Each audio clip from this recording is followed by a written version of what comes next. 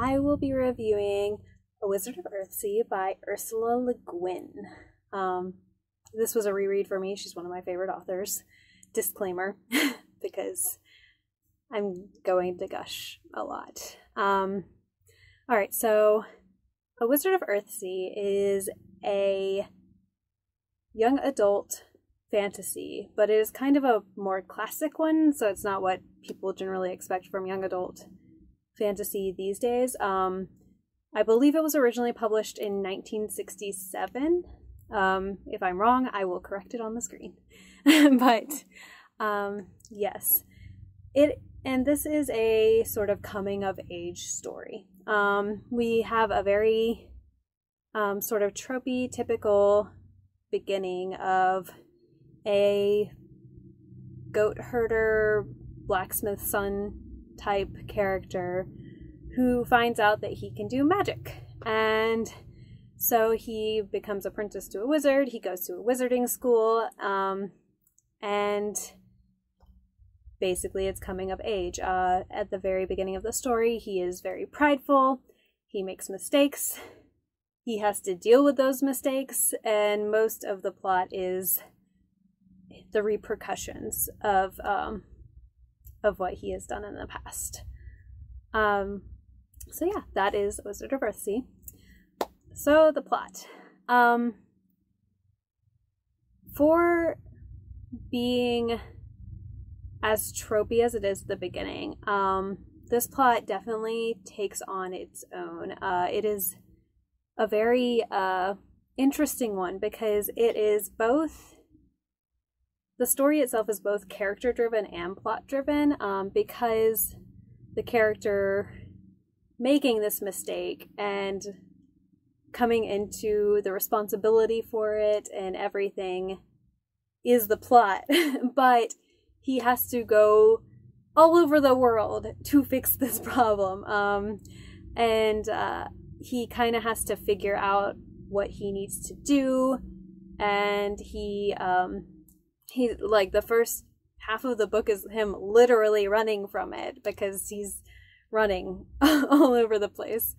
And yeah, it's but it becomes sort of a story of self-discovery in that, and of him finding humility and becoming humble, but also finding power in that humility. So I really enjoyed the plot. I think that it is a beautiful balance of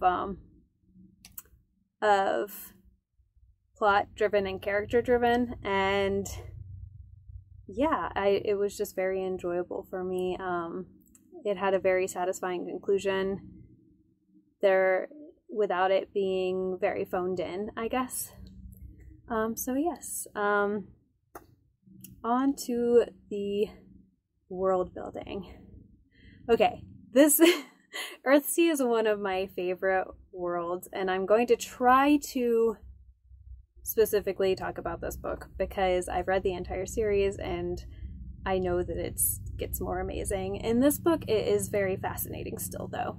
You get to learn about the magic system, which is based on finding true names of different places, different objects, different elements, different people.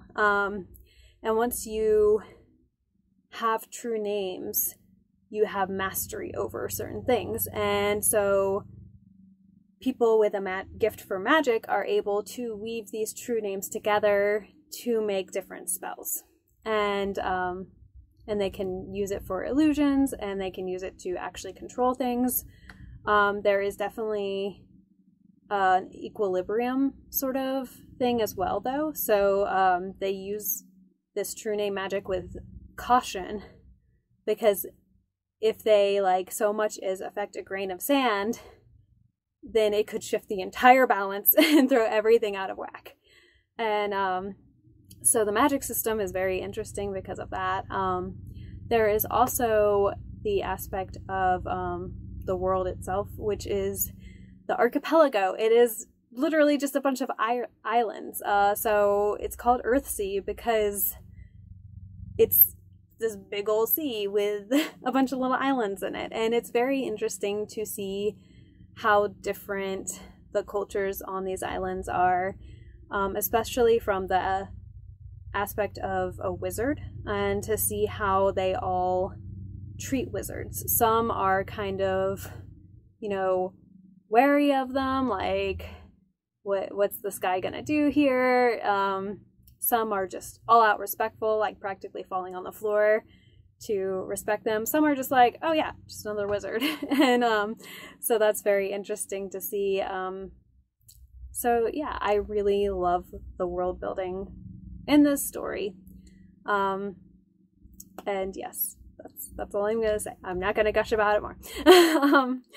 And then last but not least, the characters. So the most development we get is from our main character. His name is Ged, or Sparrowhawk. Ged is his true name, so the narrative mostly calls him that, but because it's his true name, he doesn't reveal it to many people. In conversation, he's called Sparrowhawk. He has such a wonderful development throughout the book. You get to see how he responds to people, how he is extremely prideful.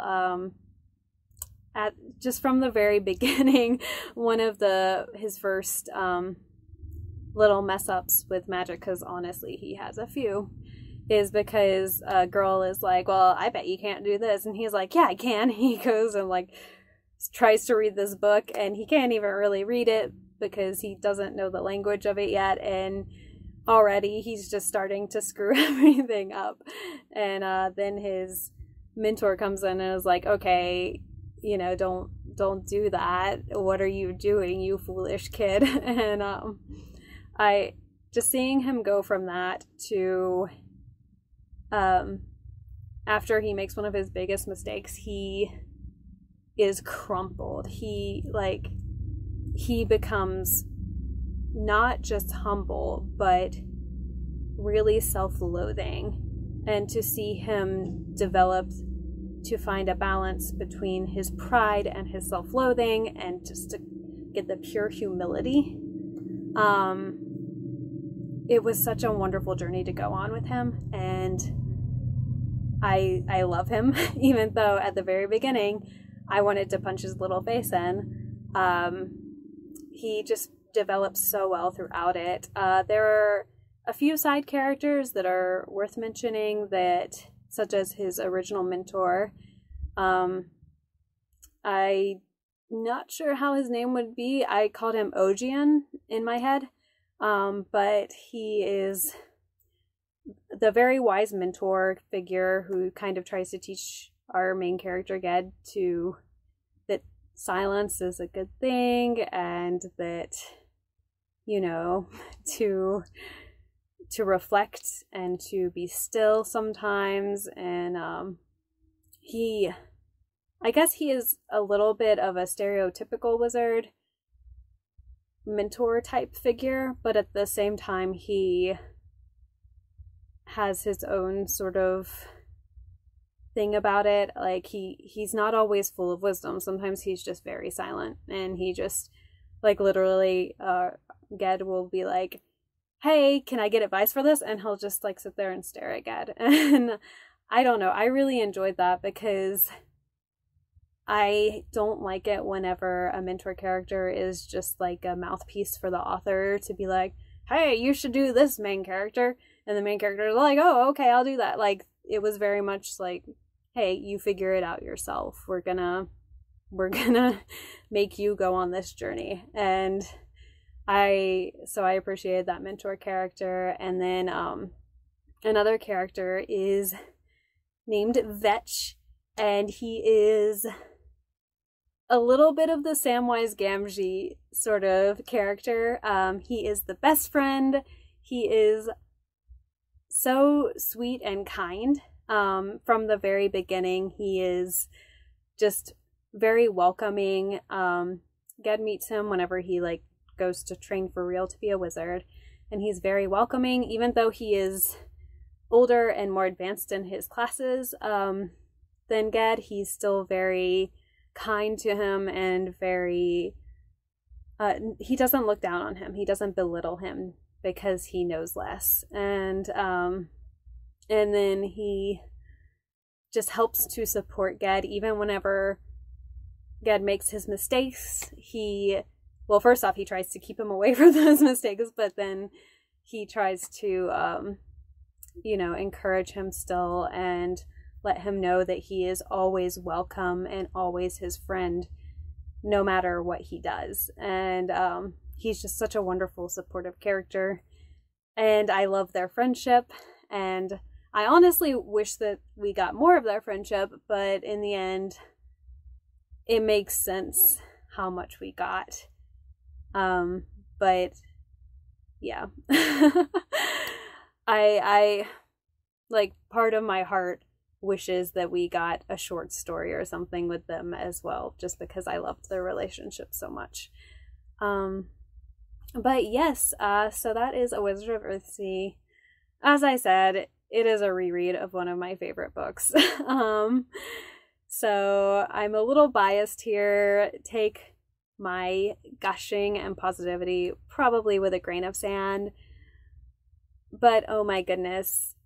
Also, if you haven't read this book, please read it. If you love fantasy, whether you like classic fantasy or modern, I recommend it because it's such a wonderful story of a sort of, humble beginnings and into power, and as well as pride to humility. And yes, I'm gonna stop gushing now. But yes, I hope that this review was helpful to you. I hope that you're having an amazing day, and I will see you around.